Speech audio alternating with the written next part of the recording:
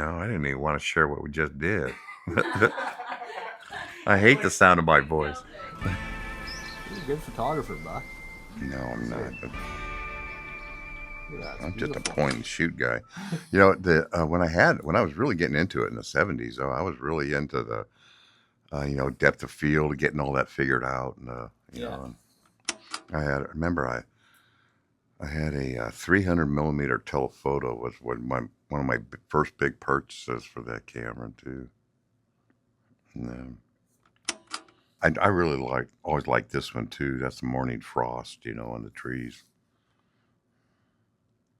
That's kind of cool how there's light shining through it, giving it kind of a crystal look. Yeah.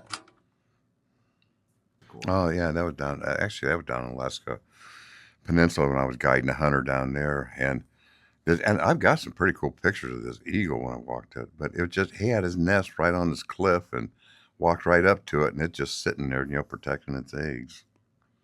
Yeah, and that's not with a towboat. I could have walked right up there, and then finally, of course, when I got closer, you'll see in some of the slides there are pictures of real close pictures of eagles flying off, and that was from that same day. He didn't mind you just cruising up to his nest? Oh, he didn't like it at all, or she, or what, whichever one it was. Oh, that's Yeah. a good one. Yeah. Oh, See, that's that same thing. Yeah, that's a cool picture there.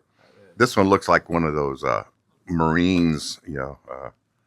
I've always really liked that picture. I thought it was pretty cool looking.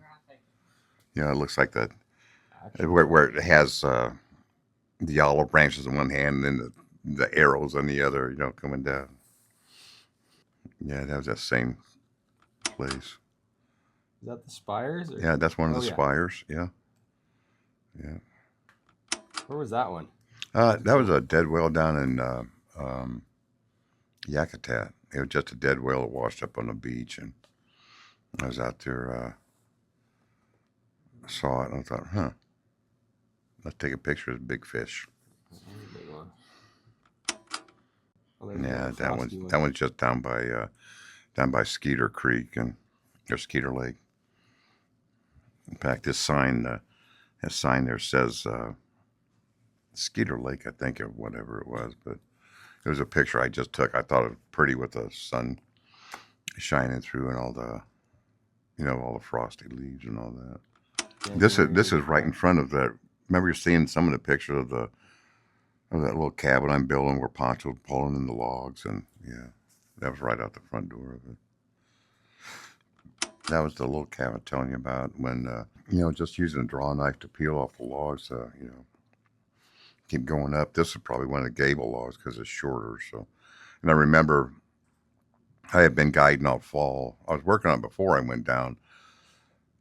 Went up to Kicker Creek to guide hunters, and then this would have been in October after I'd gone back down to get the cabin finished up, and I was in a toot to get it up so I could have, because it was getting really cold, and I didn't have a place. I just was living on a tent until I could move into it, So. That's such a good one. Well, yeah, it's the same thing too, yeah. And you can see too all the porch. It's just pole porch. It's not boards at all. It's just a bunch of poles put together. Not the, kind of in a Dick Prohaneke way of building stuff. Whatever you had on hand. Mm-hmm. No, that's up at Kicker Creek. Just cutting firewood in the middle of winter.